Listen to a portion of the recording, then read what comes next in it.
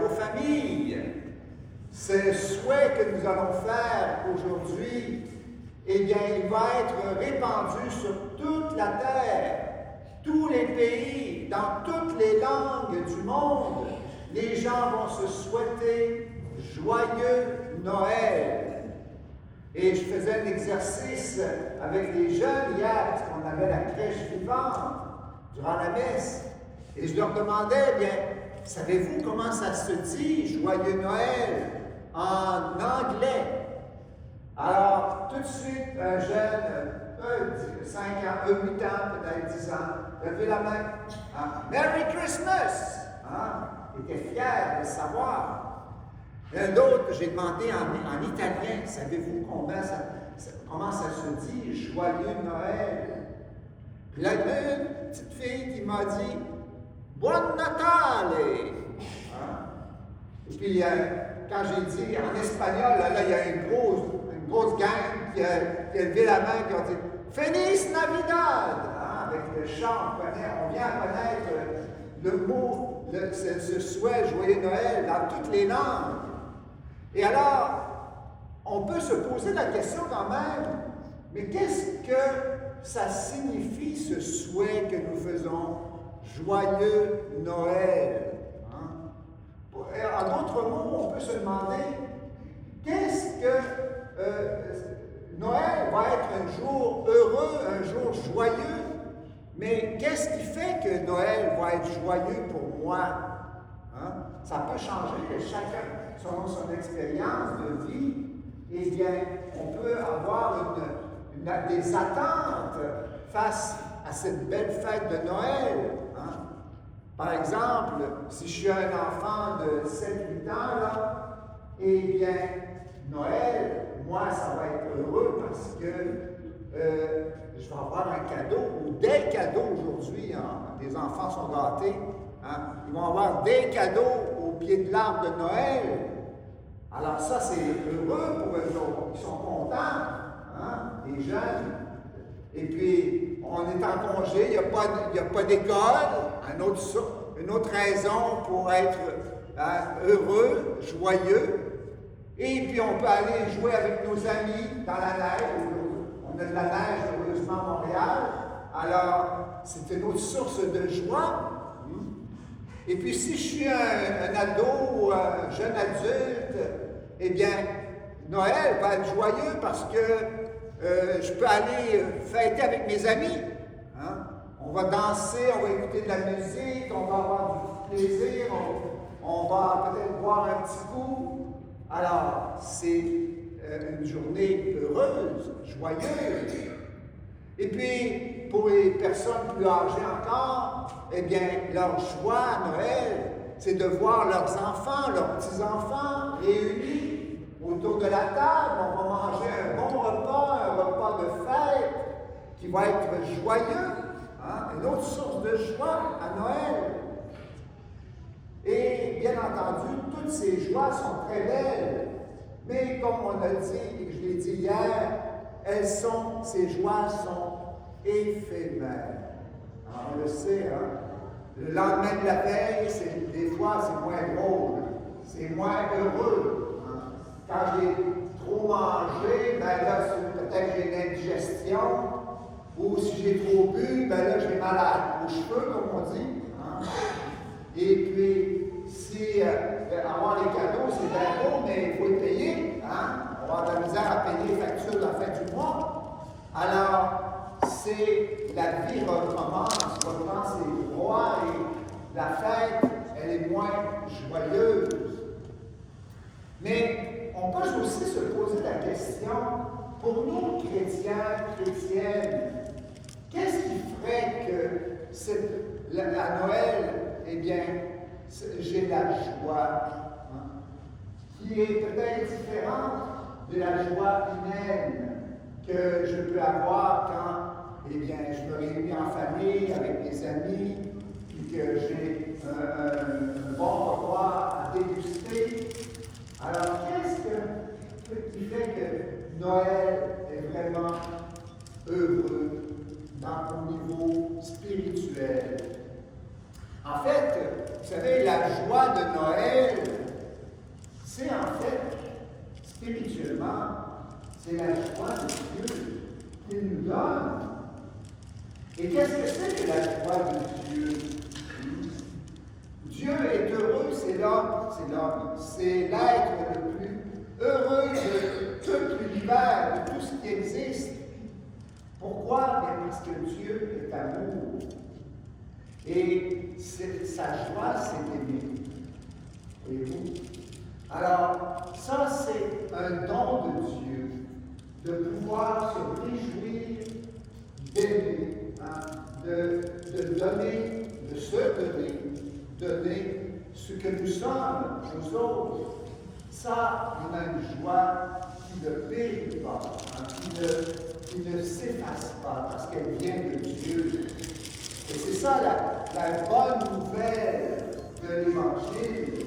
La bonne nouvelle de Dieu, c'est qu'il nous aime. Et il nous a montré son amour de mille manières, spécialement en nous donnant son Fils unique, Jésus-Christ, le Verbe de Dieu, comme on vient de l'entendre dans le prologue de l'apôtre Saint Jean, l'évangéliste Saint Jean. Dieu a pris chair, a habité parmi nous, en Jésus, le Verbe de Dieu. Et Jésus nous l'a manifesté avec un comportement d'humain. Il a tout donné par amour pour chacun de nous. Il s'est donné lui-même jusqu'à donner sa vie pour chacun de nous. Alors, vraiment, l'amour, c'est si je reconnais l'amour de Dieu, eh bien, je serai heureux. Les personnes qui ne se sentent pas aimées, qui ne voient pas l'amour dans leur vie, eh bien, elles sont malheureuses. Et c'est cela la grâce que nous devons demander à Noël, que nous puissions voir, toucher, entendre l'amour de Dieu qui se donne à nous en Jésus le Christ, notre Sauveur. Parce que Jésus, il est notre Sauveur. Il nous sauve de quoi, Jésus? Il nous sauve tout d'abord de la mort. Vous savez que la mort, c'est un mur qui est infranchissable. Et il est infranchissable si nous ne croyons pas que Jésus est la porte qui nous permet d'entrer dans le mystère de Dieu, le mystère de la vie éternelle. Jésus a donné sa vie pour que nous puissions avoir la vie éternelle, pas seulement la vie qui dure 70 ans, 80 ans et plus vigoureux, comme disent les psaumes, la vie qui dure toujours. Parce que si Dieu n'existe pas, comme bien des gens malheureusement aujourd'hui le croient, eh bien, vous savez, la vie, là, elle est plate. Or, vous pouvez réussir dans la vie, vous pouvez accumuler des millions de dollars en richesse. Mais quand votre âge sera arrivé, toutes vos richesses, vous allez les laisser là, sur la terre. Elles ne vous serviront plus parce que vous allez disparaître. Si Dieu n'existe pas, eh bien, vaine est notre vie, absurde notre vie. À quoi ça sert de se casser la tête, de se fendre les cheveux en quatre pour une carrière, pour toutes sortes de choses, si à la fin, eh bien, on disparaît. Eh bien, c'est cela que Jésus vient nous dire à Noël. Nous avons de l'avenir, frères et sœurs.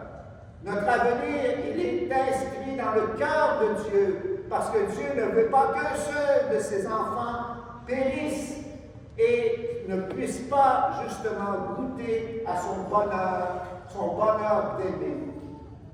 Et c'est cette bonne nouvelle que nous célébrons aujourd'hui à Noël. Moi, je vous donne simplement un exemple.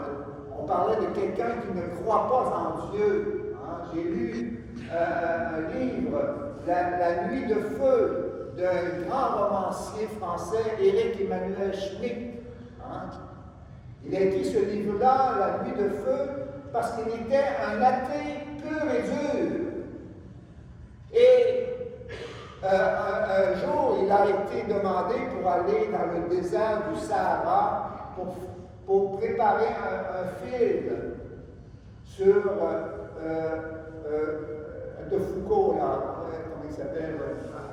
Charles de Foucault. Ah, c'est bon. Et puis, par un concours de circonstances, il s'est perdu dans le désert. En pleine nuit, vous savez que la nuit dans le désert, c'est très froid. Il a pensé que sa dernière heure avait sonné tellement il a eu peur dans l'obscurité du désert et dans le froid. Et alors, c'est à ce moment-là que Dieu s'est révélé à lui. Il a ouvert son cœur à Dieu et il s'est converti à l'amour de Dieu. Et maintenant, bien, il va témoigner de cet amour, il va témoigner de sa foi à tous ceux qui, justement, ne voient pas de sens à leur vie. Parce que c'est ça, lui, son gros problème. Hein? La mort lui faisait peur parce que c'était la fin de tout. Il avait beau avoir à être populaire, à être connu mondialement par ses livres. Il va mourir. Et puis, toute cette gloire-là, ça ne sert à rien. Et c'est ça qui faisait qu'il était malheureux. Mais quand il a découvert que non, hein, je suis fait pour la vie éternelle, la résurrection comme Jésus, notre Maître, nous l'a expérimenté, et bien là, tout est différent.